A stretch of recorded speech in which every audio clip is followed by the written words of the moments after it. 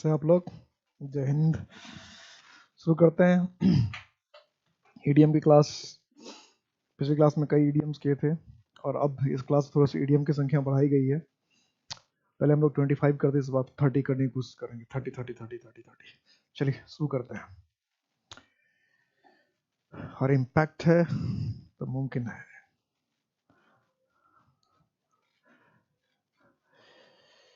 Burnt his fingers. He burnt his fingers by interfering in his neighbor's affair. पड़ोसियों के मामले में टांग अड़ाया तो क्या होगा, समझ सकते हैं। पड़ोसियों के मामले में टांग अड़ाया तो क्या होगा, आप समझ सकते हैं। कोई भी समझ सकता है। तो इसका क्या होगा? गॉट हिमसेल्फ इनटू ट्रबल, अपने आप को परेशानी में डाल लिया। बर्न्ट हिमसेल्फ, अपने आप को जला लिया।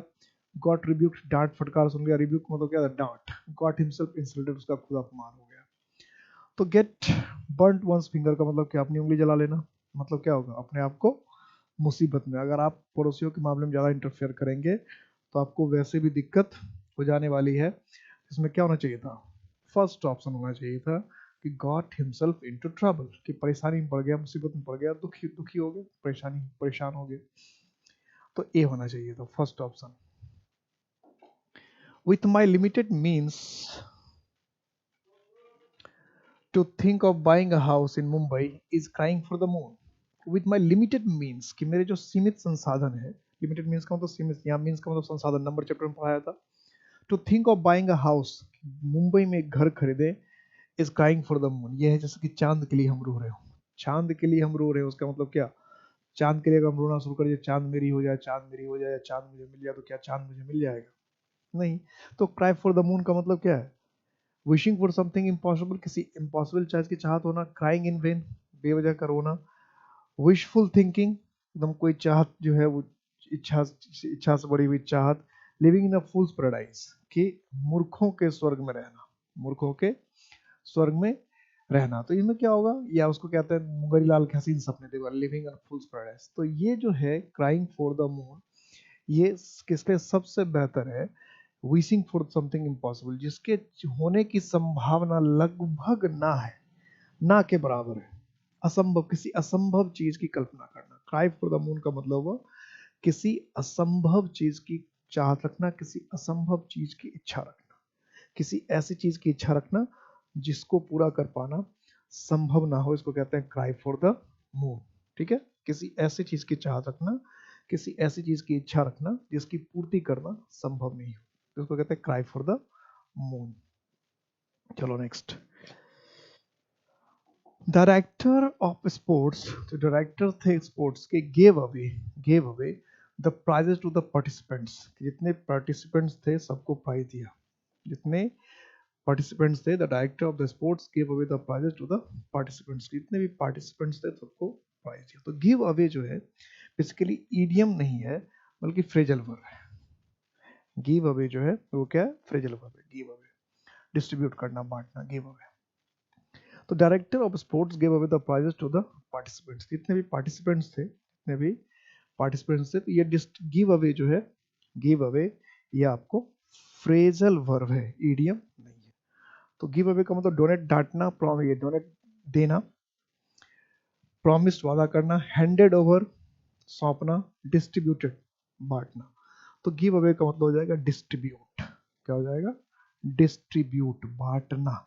गिव अवे फ्रेजल वर्ब हुआ, डिस्ट्रीब्यूट, बांट देना। हैंड ओवर का मतलब होता है किसी को सौंपना, देना। बांटना का सेंस है। She kept her home speak and span, कि वे अपने घर को speak and span, well furnished, बहुत अच्छे से बना के रखती है। क्लीन एंड टाइडी, बड़ा साफ सुथरा स्वच्छ रखती है। अनटाइडी, गंदा रखती है। क्लोज्ड, बंद रखती है। तो होने को इसमें कुछ भी हो सकता है। घर को बंद ही रखे, घर को साफ सुथरा रखे, अच्छे से बना के रखे, मेंटेन करके रखे। तो होने को तो कुछ भी हो सकता है भाई, होने को तो कुछ भी हो सकता है। तो स्पीक एंड स्पैन का मतलब होता है बिल्कुल साफ सुथरा, स्वच्छ, एकदम साफ सुथरा और स्वच्छ। तो स्पीक एंड स्पैन का मतलब हो जाएगा क्लीन एंड टाइडी। क्या हो जाएगा? Clean and tidy. ठीक है, चलो नेक्स्ट। टर्न अप भी क्या है? ये फ्रेजल वर्ब है। टर्न अप भी क्या है? फ्रेजल वर्ब है। टर्न अप भी फ्रेजल वर्ब है। टर्न अप उपस्थित होना। टर्न अप उपस्थित होना। तो क्या हो जाएगा इसमें? अपीयर। टर्न अप ये फ्रेजल वर्ब है। तो हर सेट में जो है वो फ्रेजल वर्ब आ जा रहा है। 3 4 4 5 फ्रेजल वर्ब आ रहा है। टर्न अप क्या है? अपीयर, उपस्थित होना।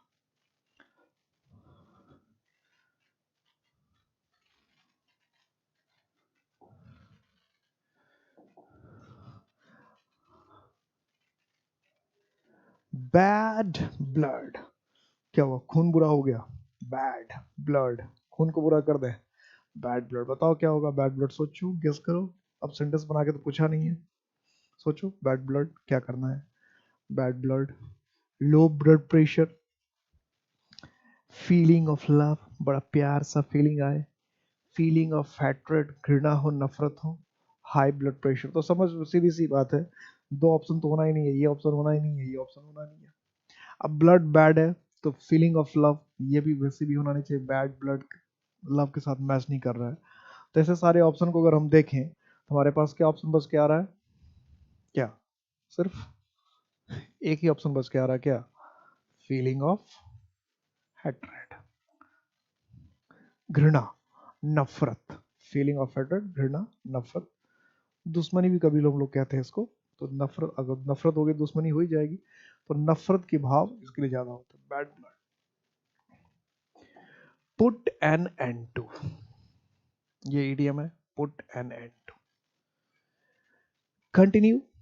अब देखो इससे पहले जितने भी सेंटेंस आ रहे थे वो सेंटेंस बना बना कर आ रहे थे, सेंटेंस बना बना के आ रहे थे। अब बिना सेंटेंस के आ रहा है तो डायरेक्ट इसका मीनिंग याद होना चाहिए। पहले तो क्या सेंटेंस होता था, तो सेंटेंस से आपको मदद मिल जाती थी मीनिंग को गेस करने में। होता ना कि सेंटेंस होता था तो सेंटेंस देखकर थोड़ी सी मदद तो मिल ही जाती है कि क्या मीनिंग हो सकता है गेस करने में। थोड़ी सी मदद एकदम एकदम मिल जाती है, उसमें कोई दो राय नहीं, अगर हमारे पास सेंटेंस होता है तो।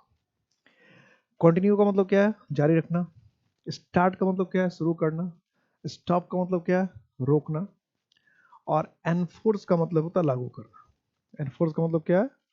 किसी चीज को लागू करना। एनफोर्स, लागू करना किसी चीज को। तो पुट एन एंड टू का डायरेक्ट अगर हमको मीनिंग पता होगा तभी कुछ बात बनेगी। तो पुट एन एंड टू का मतलब होता है समाप्त करना, खत्म कर देना। समाप्त कर देना, खत्म कर देना। तो इसके हिसाब से हमारे पास क्या ऑप्शन हो जाएगा? स्टॉप।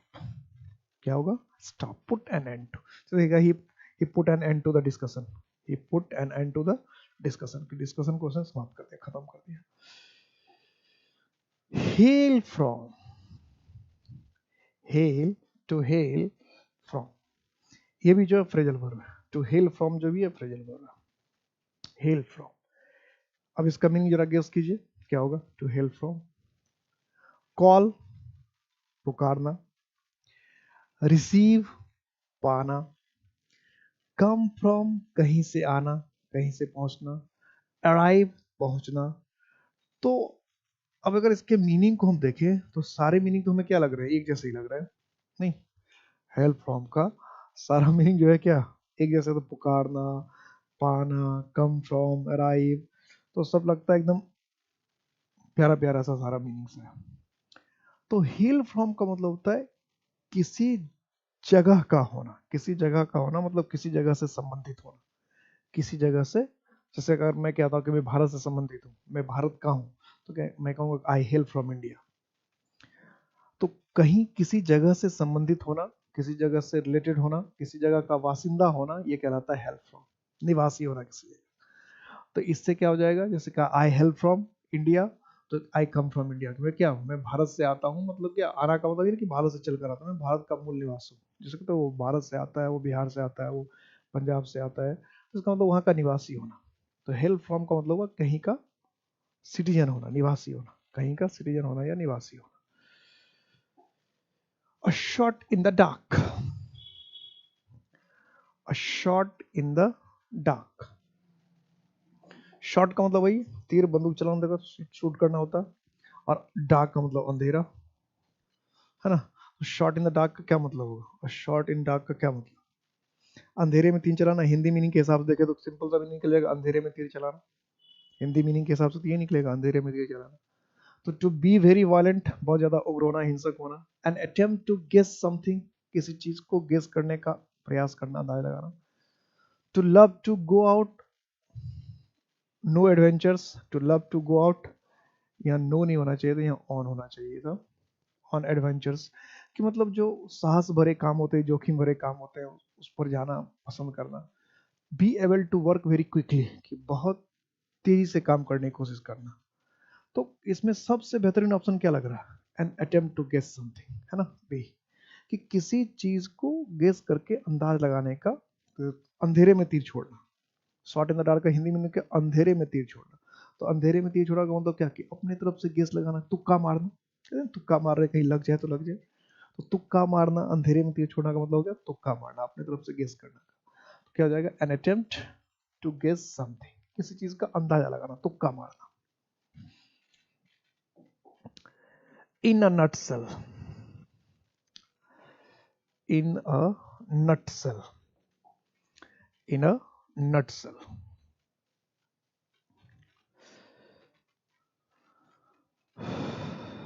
तो इन अ नटसेल की अगर हम बात करें, इन अ नटसेल, तो अब सीधा पता रहेगा तभी बात चलेगी। राइटिंग का मतलब क्या? लिखा हुआ। ब्रीफ का मतलब संक्षिप्त। एंग्रली का मतलब गुस्से से। कैजुअली का मतलब कभी कभार, कभी कभार। कैजुअली का मतलब कभी कभार। तो क्या होना चाहिए? इन a nutshell. In a nutshell कभी कभी कॉमन एरर में पूछता है, इस बात का भी ध्यान रखना है। इन अ नटसेल कभी कभी कॉमन एरर में पूछता है। क्या करता है कॉमन एरर में? कि आपको ए गायब कर देता है। तो इन अ नटसेल में ए होना जरूरी है। तो इन अ नटसेल का मतलब था सारांश, समरी। इन अ नटसेल का मतलब क्या? सारांश, समरी, किसी चीज का मूल बिंदु। तो उसके हिसाब से क्या हो जाएगा? ब्रीफ। क्या हो जाएगा? Brief. In a nutshell. From the bottom of my heart, from the bottom of my, bottom का मतलब क्या? तह। हार्ट का मतलब दिल। तो दिल की तह से, दिल की गहराई से, दिल के एकदम तह से, दिल की बिल्कुल गहराई से। From the bottom of my heart. तो टोटली, कंप्लीटली, होली, पूरी तरह से, सिंसियरली मतलब एकदम सजगता से। तो दिल की अंतरतम गहराइयों, उसका मतलब क्या होगा? कि एकदम गहराई से, बिल्कुल ईमानदारी से, बिना किसी छल कपट के। तभी तो from the bottom of my heart, दिल की गहराइयों से। तो दिल की गहराई से जिस काम को करेंगे, इसका मतलब क्या होगा? उस काम में धोखा, फरेब, छल वगैरह नहीं होगा। तो इसलिए from the bottom of once heart का मतलब क्या हो गया? सिंसियरली, कि बहुत दिल से किसी काम को करना, बहुत सावधानी से, बहुत लगाव से, बहुत जुड़ाव से, बहुत सजगता के साथ, बहुत सजगता के साथ किसी काम को अंजाम देना, है ना। फॉर बेटर और वर्स, फॉर बेटर और वर्स। अब कह रहे हैं फॉर बेटर और वर्स। बेटर भी है और वर्स भी है।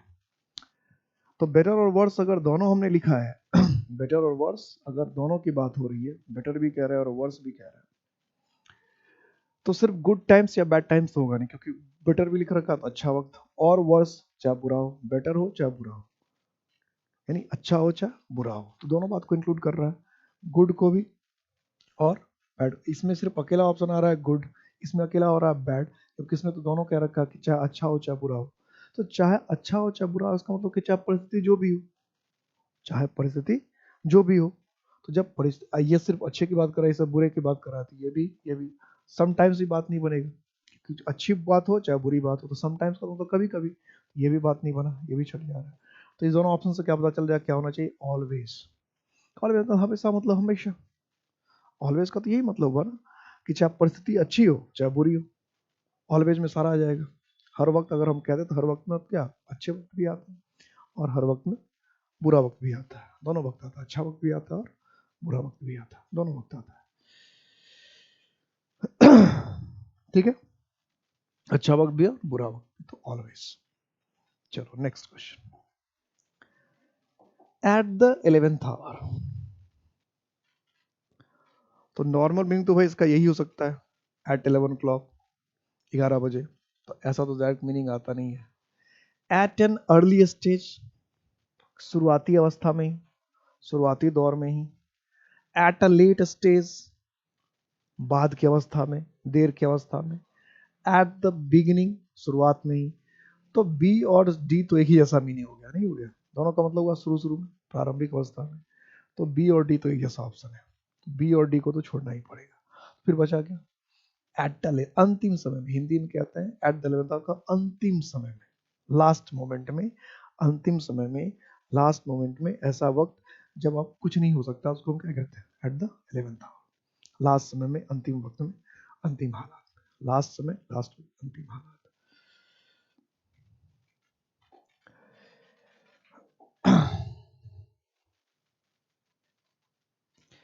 He did me a good turn by recommending for the post of principal. He did me a good turn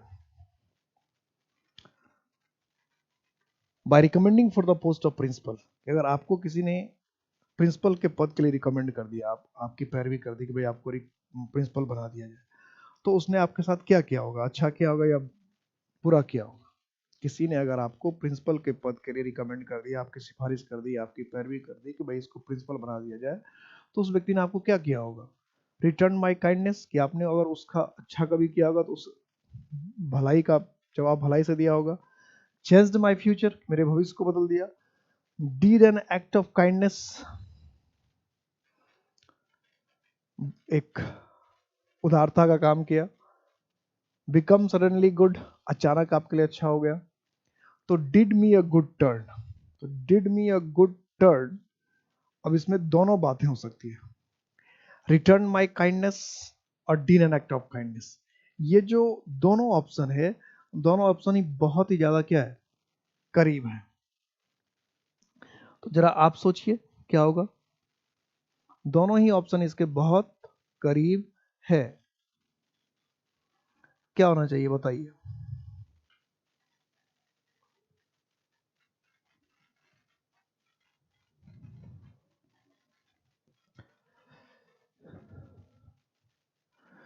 return my kindness, change my, दोनों देखिए इसका एकदम जो ऑप्शन दिया है ना, बिल्कुल क्लोज दिया है। तो रिटर्न माई काइंडनेस, मेरे काइंडनेस को वापस किया, यानी आपने कुछ उसका पहले से कर रखा होगा, उसका वो जवाब दिया। तो did me a good turn, तो यहां पर सेंस जो है, किसी की भलाई का जवाब भलाई से देना, ऐसा नहीं होता है। क्या होता है? Did an act of kindness, के सामने वाले व्यक्ति ने क्या किया कि आपके साथ, आपके लिए भलाई का काम किया। ठीक है, do someone a good turn, कि आपने कुछ ऐसा किया जो सामने वाले के लिए अच्छा है, जो सामने वाले के लिए मददगार है, हेल्पफुल है। आपने कुछ किसी व्यक्ति के लिए ऐसा कर दिया जो दूसरे व्यक्ति के लिए हेल्पफुल है, मददगार है, किसी मतलब किसी के भले के लिए कोई काम करना। Did something someone a good turn का मतलब किसी के भले के लिए, किसी के अच्छे के लिए कोई काम कर देना, किसी के भले के लिए, किसी के अच्छे के लिए कोई काम कर देना, डीड अ गुड टर्न। तो सी ऑप्शन होगा। चलो next question. If he is lazy, अगर वह लेजी है, कोई आलसी है, why don't U turn him of, तो अगर कोई आलसी है तो उसको टर्न ऑफ कर दो। अब टर्न ऑफ कर दो का यहाँ क्या मीनिंग? कोई अगर आलसी है तो उसको हमको टर्न ऑफ करना है। अब टर्न ऑफ करने का क्या सेंस होगा? कोई आलसी है तो उसको हमको टर्न ऑफ करना है, टर्न ऑफ करने का क्या सेंस होना चाहिए?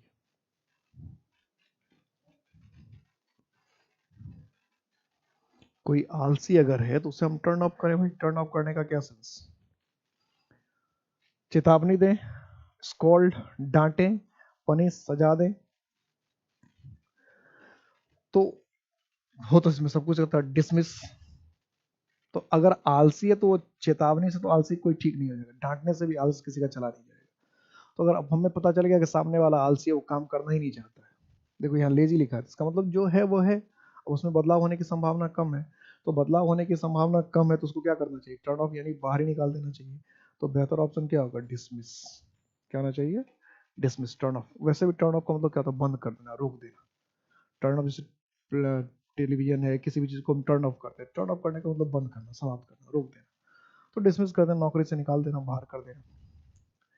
हैविंग वॉक 20 माइल्स, कि 20 माइल्स अगर आप चलेंगे, I am feeling quite done up, कि 20 मील चलने के बाद आप कैसा महसूस करेंगे? एनर्जेटिक, 20 मील चले उसके बाद क्या और ज्यादा एनर्जी आ गया, सवाल ही नहीं उठता है। रिलैक्स्ड, आराम, 20 मील चले भाई, 20 मील चले और 20 मील चलने के बाद क्या होगा, बहुत ज्यादा आराम महसूस कर रहे हैं, ये भी नहीं होगा। 20 मील चलने के बाद कौन आराम महसूस करेगा, फ्रेश, एकदम ताजगी महसूस कर रहे हैं। 20 मील चले यानी लगभग 30 किलोमीटर चल लिया, उसके बाद बहुत, या 5 किलोमीटर अगर आप चल लेंगे उसके बाद आपको लगेगा कि अब मरे कि तब मरे।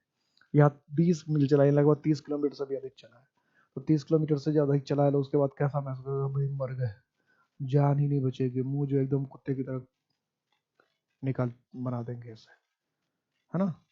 तो बिल्कुल क्या हो जाएगा, एग्जॉस्टेड, एकदम जानहीन, बिना किसी जान के, बिना किसी ताकत के लगेगा बस अब मर ही गए, तो एग्जॉस्टेड। ठीक है, सेंटेंस रहता थोड़ा सा मीनिंग बदल जाता है, मत मिल जाता है, सेंटेंस रहने से यही फायदा होता है। The sum and substance of principal's speech was that students should learn discipline, कि जो हमारे प्रिंसिपल थे उनका जो स्पीच था, भाषण था, उसका सम एंड सब्सटेंस। अभी देखिए सम एंड सब्सटेंस के लिए खूबसूरत सा वर्ड आया था, इसी सेट में था, अभी बनाया हम लोगों ने कुछ, तो कि हमें वो क्या, एक सम एंड सब्सटेंस क्या, कि भाई स्टूडेंट को डिसिप्लिन सीखना चाहिए।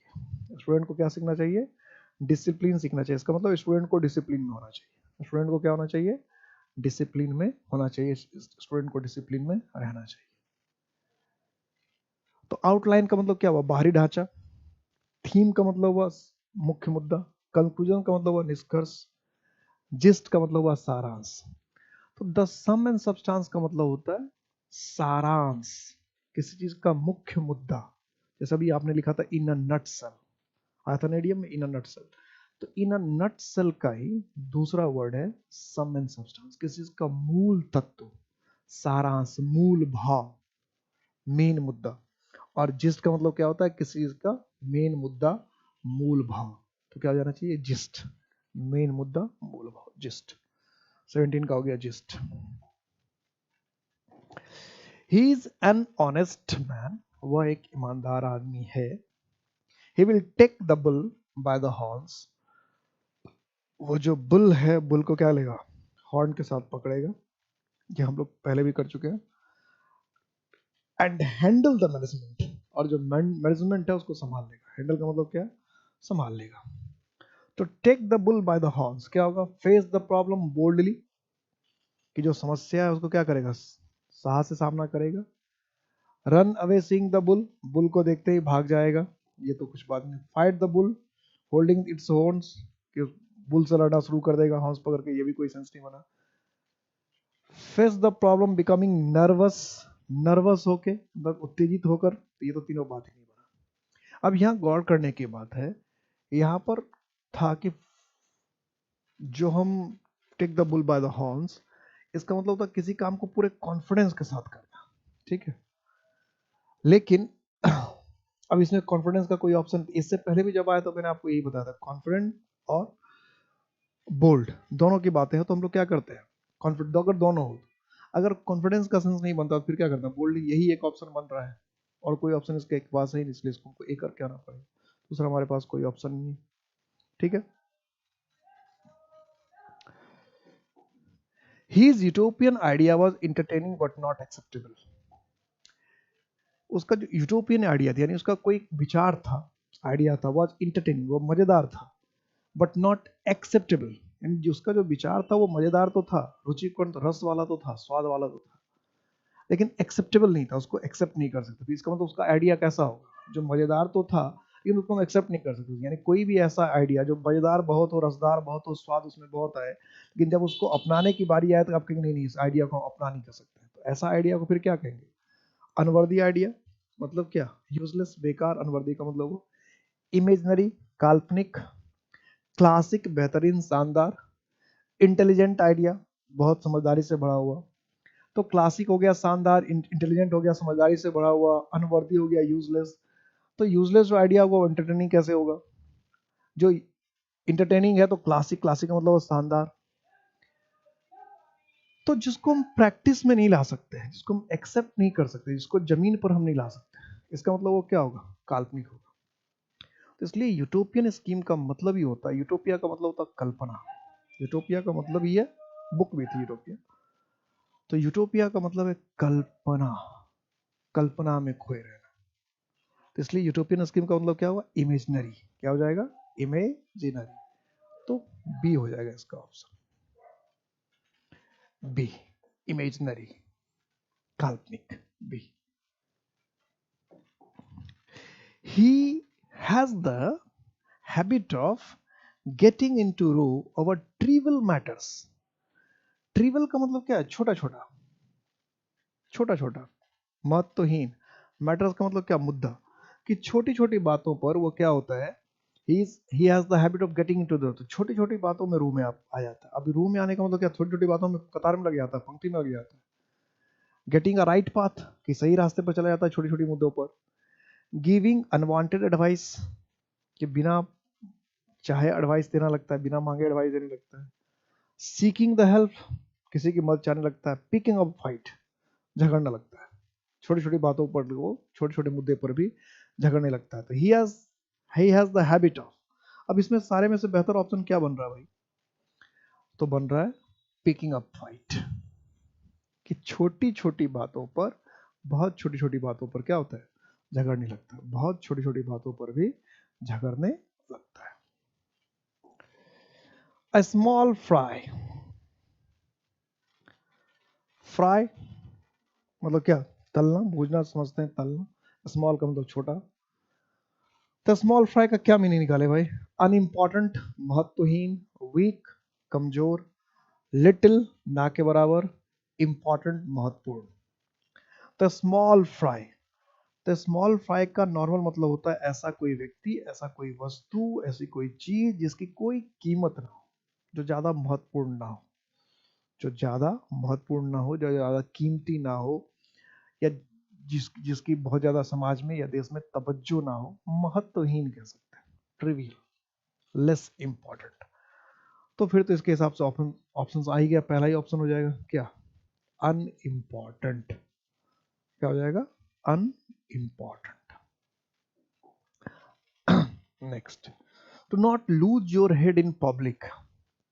अब क्या करें, इन पब्लिक का मतलब सार्वजनिक रूप से, तो सार्वजनिक जगहों पे जाके हम अपना दिमाग जो है वो खत्म कर दें, ऐसा ऐसा कहना चाहता है, लूज योर हेड, कि सार्वजनिक जगहों पर जाके अपना दिमाग हम उड़ा दें, खत्म कर दें, ऐसा कुछ कहने से चाह रहा है क्या, ऐसा कुछ कहने का सेंस आ रहा है क्या, to not lose your head in public.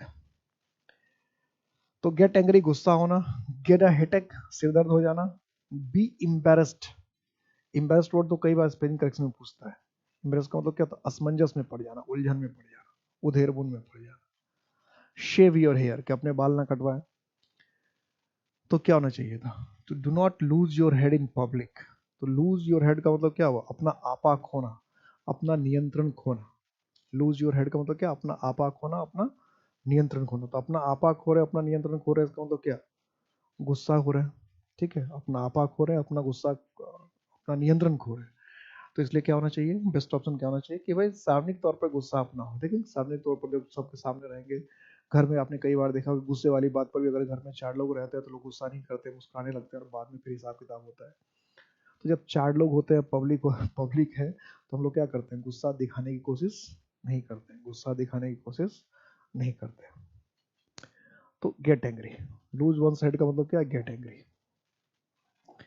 A good sportsman can not afford to have a fit of the blues before the game, कि कोई भी एक अच्छा अगर स्पोर्ट्समैन खिलाड़ी है, तो खेल के पहले वो फिट ऑफ द ब्लूज पसंद नहीं करेगा, या बर्दाश्त नहीं करता। एफर्ट का मतलब क्या हुआ, बर्दाश्त करना, झेलना, सह पाना। तो खेल के पहले उसको फिट ऑफ द ब्लूज जो है बर्दाश्त नहीं कर पाएगा, झेलने। तो फिट ऑफ द ब्लूज का क्या मतलब, कि जब गेम होना है उसके ठीक पहले जो है वो बर्दाश्त नहीं कर पाएगा, किस चीज को बर्दाश्त नहीं कर पाएगा, स्टेरॉइड्स और ड्रग्स। भाई स्टेरॉइड और ड्रग्स को लेकर तो कई लोग जाते हैं। डिप्रेशन, डिप्रेशन का मतलब क्या है, उदासी का भाव। स्टिमुलेंट्स, तो स्टेरॉइड ड्रग्स तो स्टिमुलेंट्स ही होता है, दोनों तो एक ही चीज है। इंटरटेनमेंट, इंटरटेनमेंट का मजा, इसमें क्या दिक्कत है भाई। तो इसका मतलब ये जो स्टिमुलेंट्स है, स्टेरॉइड्स, ड्रग्स है, ये तो एक जैसी चीजें हुई, ये तो दवाई वैसे ही तो निषिद्ध चीजें हैं। इंटरटेनमेंट, इंटरटेनमेंट का तो मजा। तो हम कहेंगे कि मैच शुरू होने से पहले, खेल के ठीक शुरू होने से पहले से किसी तरह का उसको डिप्रेशन नहीं होना चाहिए। जैसे आप एग्जाम देने जाते हैं तो एग्जाम के ठीक पहले आपके पास दिमाग में कोई निगेटिविटी नहीं होनी चाहिए, कोई उल्टे ख्याल नहीं होना चाहिए कि मेरा नहीं होगा, मैं तो कमजोर हूँ, कुछ इस तरह की बात नहीं, क्या होगा पता नहीं, क्वेश्चन कैसा आएगा। तो इस तरह का डिप्रेसिंग थॉट्स जो है या इस तरह के जो नेगेटिव थॉट्स है वो नहीं होना चाहिए एग्जाम के ठीक पहले। तो सेम इसी तरह से अगर कोई प्लेयर है तो खेल के पहले क्या नहीं होना चाहिए, कोई नेगेटिव थॉट नहीं होना चाहिए। तो फिट ऑफ द ब्लूज का मतलब क्या होगा, डिप्रेशन, कोई निराशा वाली बात नहीं होनी चाहिए, कोई निराशा वाली बात नहीं होनी चाहिए। हरकुलिन टास्क, हरकुलिन टास्क, अब इसमें ऑप्शन नहीं है, देखते हैं ऑप्शन में क्या क्या दे रखा है। A task which requires enormous courage, जिसमें बहुत ज्यादा साहस की जरूरत होती है। A task which requires great effort, जिसमें बहुत ज्यादा प्रयास की जरूरत होती है। A task which requires little effort, जिसमें किसी प्रयास की जरूरत ही नहीं होती। A task which requires a lot of patience, और ऐसा काम जिसमें बहुत धीरज की आवश्यकता होती है। देखिए पहला, दूसरा और चौथा ऑप्शन जो है बहुत ही क्लोज करने की कोशिश किया गया है ना, बहुत ही नजदीक लाने की कोशिश की गई है। तो इसमें जो बेटर, हरकुलिन टास्क का मतलब हुआ एक बहुत मुश्किल काम। तो जो काम बहुत मुश्किल होता है, विशाल होता है, तो जो काम बहुत मुश्किल है, बहुत मेहनत का काम है, उस काम को हम लोग कहते हैं हरकुलिन टास्क। तो इसलिए इसके हिसाब से अगर हम मीनिंग देखें तो इसका मीनिंग क्या होना चाहिए, अ टास्क जिसके पास ग्रेट एफर्ट, कि जिसको प्रयास के, जिसको करने के लिए बहुत ज्यादा मुश्किल काम में प्रयास ज्यादा करना पड़ता है। एक तो होता है डरावना काम, तो कोई डरावना काम है उसमें करेज करना चाहिए, करेज चाहिए। कोई कोई ऐसा भयानक काम हो, डरावना काम हो, भले वो जरूरी नहीं है लेकिन काम डरावना, तो उसके लिए करेज चाहिए।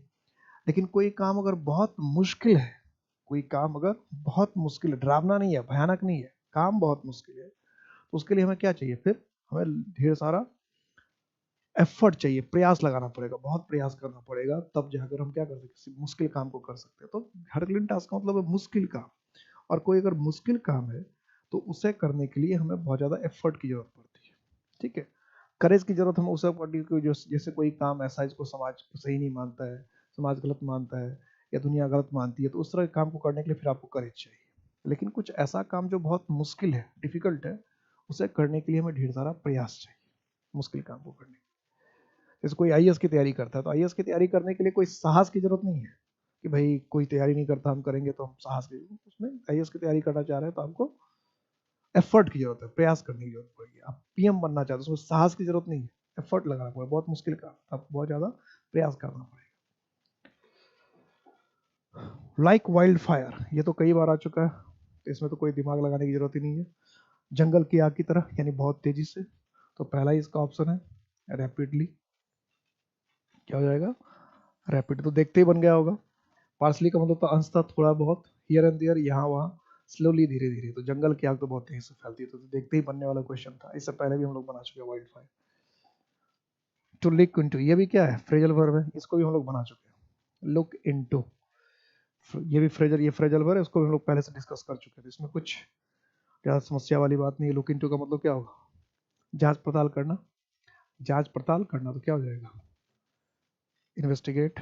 क्या हो जाएगा, इन्वेस्टिगेट। पीप का मतलब क्या होता है, झांकना, पीप मतलब हुआ झांकना, और इन्वेस्टिगेट का मतलब जांच पड़ताल करना। टू एग ऑन, तो एग ऑन का मतलब होता है किसी को, इसमें तो कोई ऑप्शन दे ही नहीं रखा, तो सीधा सीधा पता होगा तभी बात हो। टू आस्क का मतलब पूछना। टू वार्न, वार्न का मतलब चेतावनी देना। टू अर्ज का मतलब क्या, उसको उत्साहित करना, प्रेरित करना। एडवाइस का मतलब सलाह देना। तो अर्ज की जब बात करते हैं, मतलब ये टू एग ऑन का मतलब किसी को उकसाना, भड़काना, प्रेरणा देना, किसी को उकसाना, भड़काना, प्रेरित करना, प्रमोट करना। तो इस सेंस के फिर नजदीक कौन सा है, तो इस सेंस के नजदीक हमारा क्या है, टू अर्ज। तो अर्ज का मतलब क्या था, किसी को किसी काम करने के लिए थोड़ा सा उस पर दबाव डालना, या थोड़ा उसको उकसाना, भड़काना, प्रेरित करना, इंस्पायर करना कि कर लो बेटा, कर लो बेटा, कर लेना चाहिए, मतलब किसी को किसी काम के लिए प्रेरणा देना। अर्ज करने का मतलब क्या होता है, किसी को किसी काम के लिए प्रेरणा देना, थोड़ा सा पुश देना, थोड़ा सा बढ़ावा देना, थोड़ा सा उसको सपोर्ट देना, अर्ज। तो एग ऑन का मतलब नॉर्मली नॉर्मली जो एग ऑन का मतलब होता है उकसाना, भड़काना या प्रेरणा देना, किसी काम को करने के लिए किसी को प्रेरित करना, ठीक है। ये होता है एग ऑन का रियल मीनिंग होता है। टू मेक लाइट ऑफ, अब इसमें भी देखो, अब सेंटेंस तो है नहीं, तो सेंटेंस को जब है ही नहीं तो फिर इसमें हम ज़्यादा कुछ कर नहीं सकते, तो सीधा मीनिंग पता हो तभी होता, पता चलेगा। तो मेक लाइट ऑफ मतलब क्या, रोशनी बनाना। तो लाइट का एक मतलब तो रोशनी भी होता है, तो उसके हिसाब से देखें तो मेक कैंडल्स का मतलब कैंडल जलाना, मेक कैंडल बनाना, तो सीधा मीनिंग हो गया। तो लाइट ऑफ फायर, ये भी सीधा सीधा मीनिंग होता है कि भाई आग जलाना। ब्रिंग लाइट इनटू लाइफ, जीवन में रोशनी या प्रकाश लाना, ये भी हो, ये थोड़ा सा मीनिंग लग रहा है कि हो सकता है। और ट्रीट एज अनइम्पॉर्टेंट, किसी को महत्वहीन या तुच्छ समझना। तो लाइट का मतलब हल्का भी होता है, ये भी ध्यान रखना, लाइट का मतलब हल्का भी होता है। तो अगर उस हिसाब से देखें तो मेक लाइट ऑफ का मतलब क्या होगा, किसी को हल्का बना देना। और वैसे अगर मीनिंग निकालें तो फिर क्या निकलेगा, ट्रीट एज अनइम्पॉर्टेंट, तो यही मीनिंग होगा। 28 का क्या होगा, टू ट्रीट एज अनइम्पॉर्टेंट, किसी को महत्वहीन या तुच्छ समझना, किसी को महत्वहीन या तुच्छ समझना, वैल्यूलेस समझना। The project is carried over to this year, कि जो प्रोजेक्ट है इस साल भी आ गया। And we need to keep the ball rolling, कि प्रोजेक्ट पिछले साल स्टार्ट हुआ, इस साल भी चल रहा है, तो अब इस प्रोजेक्ट को क्या करें, बंद कर दें, चलाए रखें, जारी रखें, और बेहतर करें, और अच्छा करें, क्या होना चाहिए, क्या होना चाहिए। तो कीप द बॉल रोलिंग, तो कीप द बॉल रोलिंग का मतलब हो जाएगा टू कंटिन्यू द वर्क, कि भाई प्रोजेक्ट जो है इस साल भी आ गया, तो अभी इस साल आ गया तो क्या कर, खत्म कर दें। ऐसा नहीं होगा ना, अभी इस साल भी चल गया तो क्या करें उसको जारी, या तो क्या होगा कि इस साल आ गया तो बंद कर दे, मोर इन्फॉर्मेशन टू बेटर, और अच्छा करें, न्यू स्टडी, नए स्टडी लाए। तो कीप द बॉल रनिंग का मतलब क्या है, इसका मतलब जो काम था उस काम को करते रहे, बंद नहीं करे, कि प्रोजेक्ट जो है तो लंबा चला होगा, थोड़ा सा और प्रोग्राम की जरूरत होगी, थोड़ी सी और प्लानिंग की जरूरत होगी, थोड़ा सा और चलता रहे। टू कंटिन्यू द वर्क, कि वर्क को कंटिन्यू करते रहे।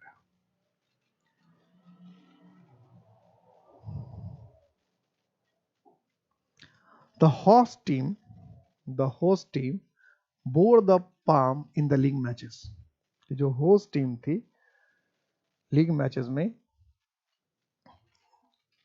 बोर द पाम, ये होता है बियर द पाम, बियर का सेकेंड फॉर्म हो गया बोर, बियर द पाम उसी का सेकेंड फॉर्म हो गया bore the palm in the league match. तो ये तो कई बार आया हुआ है, होस्ट टीम यानी जो मेजबान टीम थी, जो मेजबान टीम थी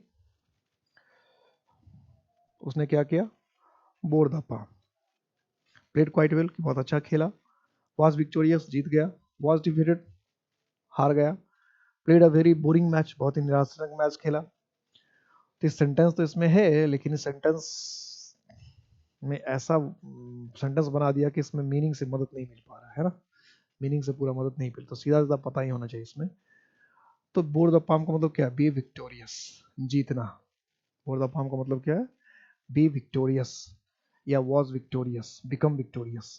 बी विक्टोरियस का मतलब है जीत, जीत हासिल करना, तो जीत हासिल कर गया, जीत हासिल कर गया। और इम्पैक्ट एकेडमी हर कदम पर आपके जीत के लिए काम करेगा, आपकी सफलता, आपकी जीत, यही हमारा मकसद है, यही हमारा लक्ष्य है, और इसके लिए हम जी जान लगा देंगे, हर वक्त आपके साथ रहेंगे, हर प्रॉब्लम में आपके साथ रहेंगे, इस बात का वादा है। अपना अपना ख्याल रखिएगा। जय हिंद।